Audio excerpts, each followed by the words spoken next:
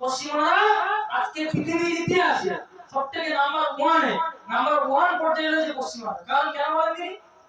ওদের মধ্যে যত বেহায়াপনা, যত নোংরামি, ভণ্ডামি, যত খারাপি সব কিন্তু ওদের মধ্যে, সব কিছু ওদের মধ্যে। অথচ ওরা কোরআনটাকে এমন ভাবে রিচার্জ করেছে, এমন ভাবে মূল্যায়ন করেছে, সেই কোরআন থেকে সমস্ত কিছু নিয়ে তারা আবিষ্কার করে তারা নাম্বার ওয়ান।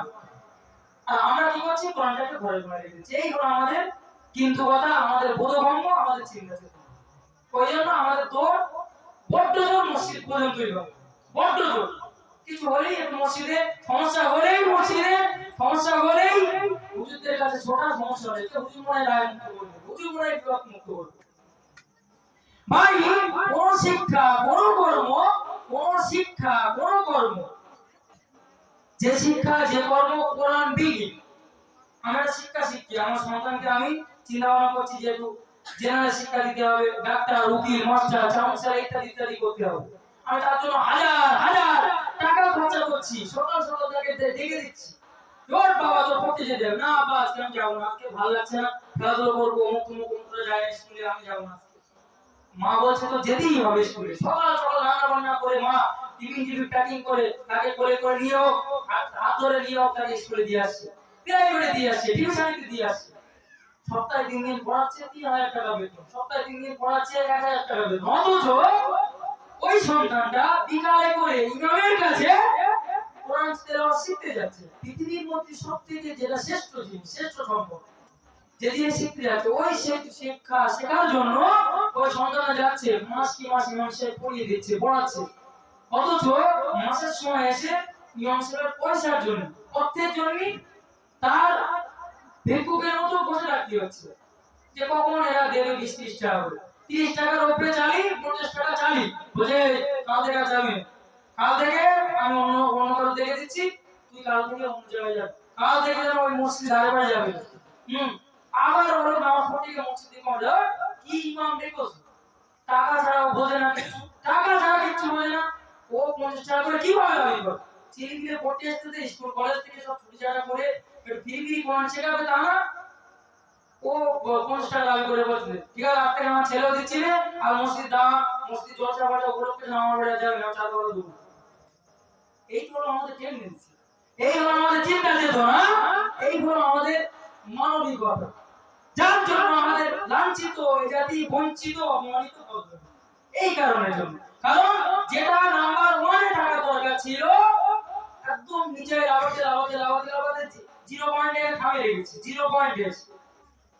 আর যেটাকে মূল্যহীন, গুরুত্ব নেই, গুরুত্ব দেওয়ার প্রয়োজন পড়ে না, দুনিয়ায় বেঁচে থাকার জন্য ক্ষণিকের জন্য যেটা গুরুত্ব, সেটাকে ভীষণ অধিক পরিমাণে গুরুত্ব দিয়ে দিয়েছি, যে না এটা আমার ভীষণভাবে গুরুত্ব দিতে হবে এবং এটাকে আমার বিরাট কিছু করতে হবে। আরে ভাই, আজকে বেঁচে আছি, আজকে আমি কথা বলছি, কালকে সকালে হয়তো উঠে শুনবে মসজিদে এলান আছে, অমুক জন আর বেঁচে নেই, ইন্তেকাল করে কবরস্থ হয়েছে, আল্লাহটাকে সারা দিয়ে দুনিয়া থেকে বিদায় নিয়েছে। কি হবে? আপনার সন্তান, সন্ততি, স্ত্রী, পরিবার, পরিজন, আত্মীয় স্বজন, আব্বা মা, তারা অনেকের জন্য একটু কান্নাকাটি করবে, একটু মনোক্ষুণ্ণ হবে, একটু চোখের ছায়া লাগবে, 2 দিন 3 দিন 4 দিন 5 দিন পরে তারা নিজেদের মতো নিজেদের গতিতে চলবে, নিজেদের গতিতে। কেউ অনেকের জন্য ভাববে না যে আমার একজন ভাই ছিল, কেউ ভাববে আমার একটা সন্তান ছিল, কেউ ভাববে আমার স্বামী ছিল, আর সন্তানরা ভাববে আমার বাবা ছিল। চলে গেছে, সব কিছু ছেড়ে দিয়ে আপনি চলে যাবেন, আপনার হিসেব আপনাকে দিতে হবে। আপনার সন্তান, সন্ততি, স্ত্রী, পরিবার, পরিজন আপনার জন্য অনেকের জন্য তারা মনে রাখবে না, তারা তাদের গতিতে। আপনার স্ত্রী অল্প বয়স 4 মাস 10 দিন 3 মাস 10 দিন পরে গিয়ে সেও একটা শাদী করবে,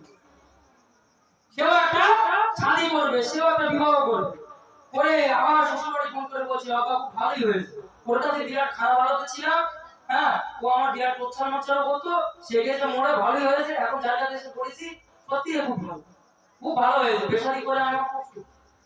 তার যে স্বামী ছিল, তার জন্য সেই স্বামী সেই স্ত্রীর মুখে ভাত তোলার জন্য, সেই সন্তানগুলোর মুখে হাত তুলে দেওয়ার জন্য একের পর এক সকালে উঠে ফজরের পর থেকে ধরে একটানা কর্ম করে যাচ্ছে, কাজ করে যাচ্ছে, আরো চায়, আরো সম্পদ চায়, আরো সম্পত্তি চায়, আমার সন্তানদের আরো বড় জায়গায় তুলতে হবে। সমস্ত কিছু আমার চাই চাই চাই চাই বলতে বলতে তিনি চলে গেলেন। যাদের জন্য সবকিছু করলেন, উজাড় করা ভালোবাসা দিয়া দরদ দিয়ে সবকিছু উজাড় করে দিলেন, সেই সমস্ত মানুষ 3 মাস 10 দিন পরে গিয়ে আর আমার কথা মনে হচ্ছে না, বরঞ্চ আরো ছোটবাড়ি ফোন করে বলছে, আব্বা খুব ভালো কাজ করেছো, এর কাছ আগে আমি এমনিতেই চলে যেতাম, হয় 2 দিন পরে পাওয়া তাই মরে গেছে, খুব ভালো হয়েছে এবং আমি সেখানে আজকে খুব সুখী আছি। বলেন তো আপনি কোথায়? এটা সব প্রয়োজন ভাই, মোমা আব্বা মা সন্তান সন্ততি পরিবার পরিজন দুনিয়ার প্রয়োজন এবং দুনিয়ার সাথে দুনিয়ার প্রয়োজন। আপনি দুনিয়ায় থাকবেন, আপনার যৌবন বলে একটা জিনিস আছে, সেগুলোর জন্য তো সেগুলো কন্ট্রোল করার জন্য, সেগুলোকে নির্ধারিত জায়গায় প্রবেশ করার জন্য আপনার প্রয়োজন একজন সঙ্গী। তার জন্য আল্লাহ বাছাই করে আপনাকে দিয়েছে। দুনিয়ায় চলার জন্য আপনার একটা গন্তব্য প্রয়োজন বা মা প্রয়োজন আপনার। এই নালে তো মানে সঠিকভাবে পরিচয় পাবে, পরিচয়ের জন্য বাপ মার প্রয়োজন। সেই সন্তান সেই বাপ মা দুনিয়া থেকে চলে গেলে কিয়ামতের এমন একটা দিন আসবে, এমন একটা ভয়াবহ কঠিন দিন আসবে, সেদিন একটা নেকির জন্য, একটা নেকি অনলি ফর একটা নেকির জন্য মায়ের পায়ের নিচে গিয়ে সন্তান হাজার হাজার বছর ধরে পড়ে থাকে। মা বলবে বিয়ে হয়নি তো আমার সন্তান করতে, আমার ছেলেই ছিল, সন্তানই ছিল না, আমার স্বামী ছিল না, আমি বিয়েই করিনি, যা তোকে নিজে দিতে পারবে।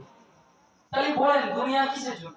ওই জন্য ভাই এখন সময় আছে, যদি যে জিনিসটা যেখানে রাখার দরকার সেখানে যতদিন অবধি না রাখতে পারবে ততদিন অবধি আস্তে আস্তে আস্তে আস্তে করে আল্লাহর গজব লানত ইত্যাদি ইত্যাদি আমাদের আসতে থাকে, কিচ্ছু করার নেই। মুসলমান লাঞ্ছিত বঞ্চিত অপমানিত পদদলিত হওয়ার মূলত কারণই হলো এটাই।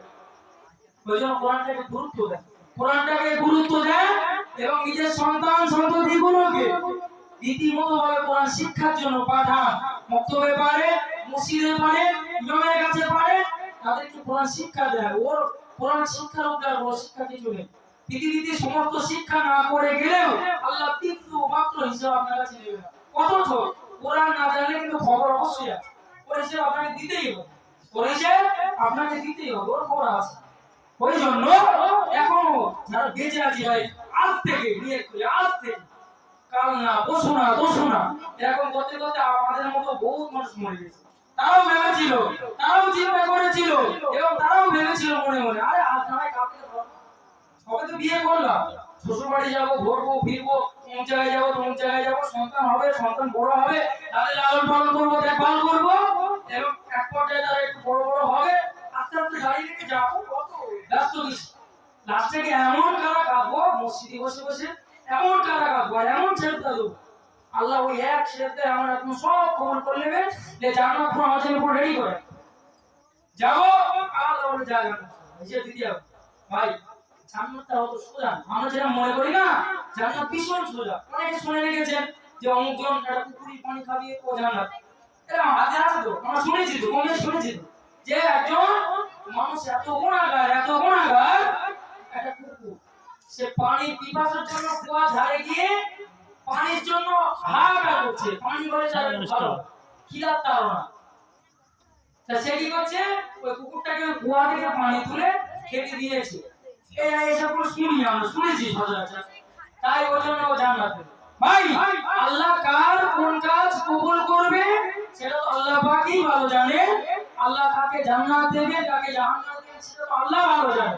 অথচ যেটা কোরআন এবং হাদিসে আছে তার বিরুদ্ধে চলবো, তার বিরুদ্ধে গিয়ে এগেইনস্টে গিয়ে আমি দাঁড়াবো, অথচ আমি আশা করে থাকবো আমি জান্নাত